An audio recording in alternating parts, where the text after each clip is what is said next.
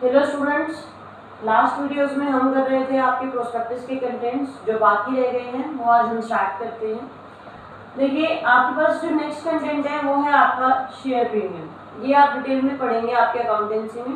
Premium basically आपके पास आपका जो शेयर का प्राइस होता है उससे थोड़ा सा जो एक्सेस अमाउंट होता है उसको हम प्रीमियम कहते हैं। तो आपके पास शेयर प्रीमियम की जब आप बात करेंगे तो वो आप डिटेल में पढ़ेंगे आपके 12th क्लास में। फॉर द टाइमिंग बस इतना जान लीजिए कि शेयर्स के प्राइस से रिलेटेड होता है। नेक्स्ट है अंडरराइटर्स। अंडरराइटर्स वो लोग होते हैं जो आपके पास रिस्क बेयर करते हैं आपके इशू ऑफ शेयर्स के लिए, और ये अंडरराइटिंग कमीशन चार्ज करते हैं। जैसे बीच में अगर हम बात करें, हमें तो ये काम करवाना है, बीच में कमीशन एजेंट अगर आ जाए तो सेम में अंडरराइटर्स होते हैं। वो बीच में एक मीडिएटर का काम करते हैं, अपना कमीशन चार्ज करते हैं और शेयर इशू करने में हमारी हेल्प करते हैं। प्रिलिमिनरी एक्सपेंसेस होते हैं जो कंपनी ने शुरुआती दौर में खर्चे किए। जैसे कंपनी जब आ रही है स्टेज पे, इनिशियल स्टेजेस पे है, तो शुरुआती दौर पे जो खर्चे किए जाते हैं वो कहलाते हैं आपके प्रिलिमिनरी एक्सपेंसेस। प्रोमोटर्स की जब हम बात करते हैं, पूरा पढ़ा है आपने स्टेजेस ऑफ इनकॉर्पोरेशन में। फर्स्ट था आपका पास आपका promotion, formation of a company में। तो प्रमोटर्स वो लोग होते हैं जो आपके पास आपकी कंपनी को एग्जिस्टेंस में लेकर के आते हैं। तो उनका नेम, एड्रेस, सारा हमें यहाँ पे डिटेल्स देनी होती है। ऑडिटर्स जो हमारी बुक्स को ऑडिट करते हैं, तो आपके पास ऑडिटर्स की जब हम बात करते हैं तो आपके पास कौन लोग ऐसे रहेंगे जो आपकी कंपनी के बुक्स ऑफ अकाउंट्स को ऑडिट करेंगे।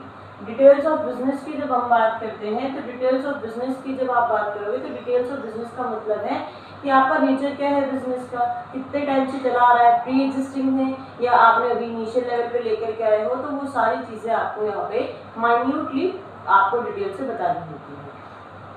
प्रॉपर्टी एक्वायर्ड कहने का मतलब होता है कि आपके पास आपकी प्रॉपर्टी एक्वायर्ड में रहेगा कि कंपनी के नाम से आपने कौन से एसेट्स खरीदे हैं, कौन से बिजनेस रन हो रहे हैं।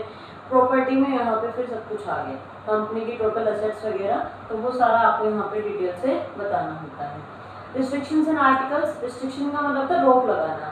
तो मीटिंग्स में आपके पास या अटेंडेंस के टाइम पे, यानी कि आपका जब कोरम काउंट होगा, वो सारी चीज़ें, तो आपके पास कोई रिस्ट्रिक्शंस है किसी पर्सन के ऊपर मीटिंग में आने से रिलेटेड या कोई और रेजोल्यूशन पास करने से रिलेटेड, या उसका वहाँ पे काउंट किया जाएगा या नहीं, वो आपको यहाँ पे बताना होता है।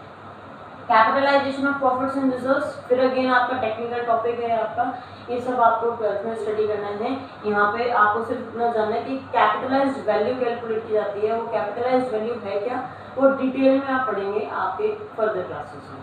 Time and place of inspection, यहाँ पे आपको क्लियरली बताना पड़ेगा कि आपकी अकाउंट्स की बुक है, आपके P&L स्टेटमेंट है, बैलेंस शीट है, वो इंस्पेक्ट की जाएगी, वो चेक की जाएगी, तो उसका क्या टाइम होगा और कौन से प्लेस पे वो आपकी चेक की जा सकती है। एंड लास्ट है मटेरियल कॉन्ट्रैक्ट, इंपॉर्टेंट कॉन्ट्रैक्ट, किस तरीके की कॉन्ट्रैक्ट हम लोगों के साथ हमने किए हुए हैं, प्रॉपर्टी से रिलेटेड है या किसी और पर्टिकुलर चीज़ से रिलेटेड है, वो सारे मटेरियल कॉन्ट्रैक्ट हमें यहाँ पे स्पेसिफाई करने होते हैं। ये तो बात हो गई सारी आपकी प्रोस्पेक्टस की। एक छोटा सा टॉपिक आता है statement in view of prospectus. देखिए, प्राइवेट कंपनी तो है ही जो आपकी पब्लिक से डील नहीं करती है। अब एक ऐसी पब्लिक कंपनी जिसके पास शेयर कैपिटल नहीं है, तो वो लोग तो प्रोस्पेक्टस इशू नहीं करेंगे। अब ऐसी कंपनी जो पब्लिक से डीलिंग करेगी बट प्रोस्पेक्टस आपके पास आपका इशू नहीं करना चाह रही है या नहीं कर पाई है, तो उसको वहाँ पे statement in view of prospectus registrar के पास सबमिट कराना पड़ेगा। वो सारी डिटेल्स जो आपने प्रोस्पेक्टस में पढ़ी हैं वो सेम डिटेल्स आपके statement in view of prospectus में भी रहेंगी। अब statement in view of prospectus में सारी वही डिटेल्स हैं जो आपके प्रोस्पेक्टस में हैं, बट इसका पर्पस क्या है, कभी आपको इशू करना होता है, वो सब हमें यहाँ पे स्टडी करना है। पहला पॉइंट, जब आपकी कंपनी ने कोई भी प्रोस्पेक्टस इशू नहीं किया है तो उस पर्टिकुलर कंपनी को statement in view of prospectus issue करना होता है। सेकेंड है, a private company has been converted into public company, एक ऐसी प्राइवेट कंपनी जो पब्लिक कंपनी में कन्वर्ट होना चाहती है। अब आपको यहाँ पे दो चीज़ें ध्यान रखनी है।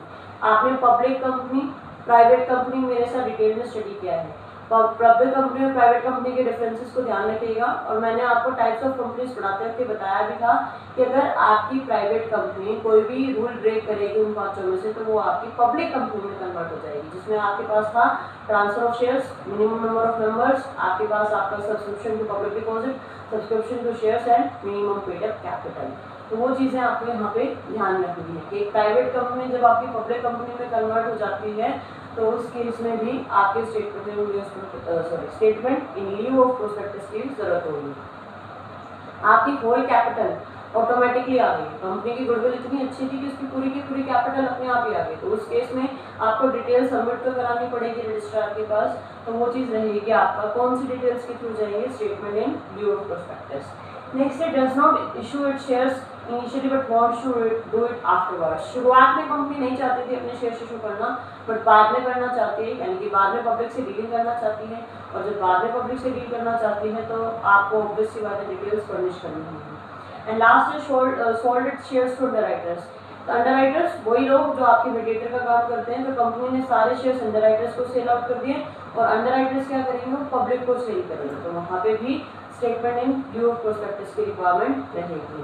ध्यान रखिएगा, statement in lieu of prospectus का मतलब है इन लिeu ऑफ, यानी कि प्लेस पे, तो प्रोस्पेक्टस के प्लेस पे स्टेटमेंट है जिसमें सारी डिटेल्स लगी हैं जो आपके प्रोस्पेक्टस में होती हैं। विद दिस हमारा 2.6 कंप्लीट हुआ। सेकेंड यूनिट के क्लास टॉपिक रहता है 2.7, वो हम करेंगे आपके नेक्स्ट वीडियोस में। Till then stay home, stay safe, thank you.